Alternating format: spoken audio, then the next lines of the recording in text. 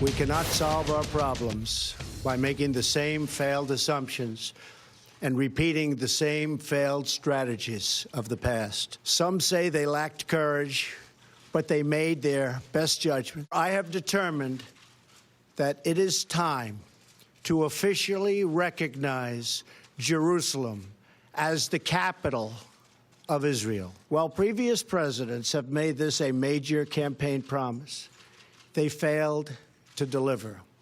Today, I am delivering. Donald Trump took a sharp turn today from decades of American foreign policy by doing just that, naming Jerusalem as the capital of Israel and announcing plans to move the embassy out of Tel Aviv.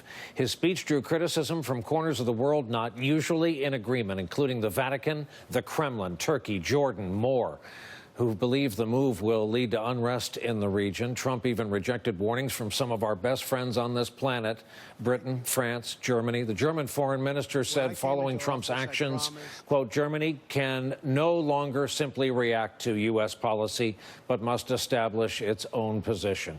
Goes on to say, quote, even after Trump leaves the White House, relations with the U.S. will never be the same. Here with us for more tonight, Nayyera Huck is back with us, former White House senior director and former State Department senior advisor, and Steve Clemons, who has devoted so much time to the study of this region as a veteran foreign affairs journalist and analyst, editor-at-large at Atlantic, MSNBC contributor as well. Nayyera, was this a case of the president's base and pro-Israeli forces in his world versus the rest of the world? This is a case of Donald Trump actually uniting a consensus, including foreign countries, his own cabinet, and several people in the United States, except for against himself. And this is unusual to see this kind of coalition coming together. The only people who are satisfied with this move happening right now are people who want to see him hold true to his campaign promises. This is actually an act that has been advocated by several people, a bipartisan recognition of Jerusalem as the capital of Israel, but in exchange for something and as part of a negotiated peace settlement. The idea of going ahead and doing this without going through all of the hard work in between only puts the United States on the back foot when it comes to the world stage. We have no credibility left as a negotiator or a neutral party in any situation.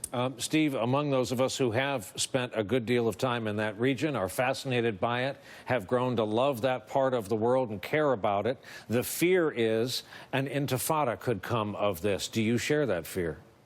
I do. You know this terrain well, and I think what Donald Trump delivered tonight, as he talked about delivering something, is chaos in the Middle East, uncertainty about Israel's long-term future, frankly, and the diminishment of the United States and its leverage in the world. And I think that those that are reacting who feel so frustrated, and we've been trying to get young Middle Eastern men to turn away from violence, to trust us, to look at the United States as a solvent, neutral partner that would eventually bring a different outcome to this region.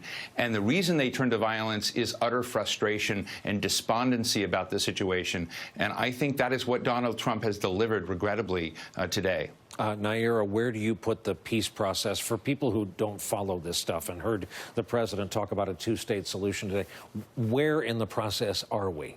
Unfortunately, we've jumped entirely to the end, which is resolving the status of Jerusalem, which right now is partitioned between Israeli control and Palestinian control. Palestinians on the east and Israelis on the west. By declaring Jerusalem the capital of Israel, there is no reason for Israel to negotiate on any of the illegal settlements, pull back, or put forth any effort to truly integrate and live in harmony with the Palestinians. Israel, in fact, is probably more insecure after this announcement because you have the dictator Sisi in Egypt, longstanding allies of Israel. Their allyship is now under question. Jordan as well. 70% of their population is Palestinians who are now upset about this. So this puts the chaos into the Middle East and the U.S. directly at the center of it. And Steve, isn't the irony of today, the document the president went on to sign after his remarks to much fanfare was in fact one of those waivers kicking the can down the road another 6 months on moving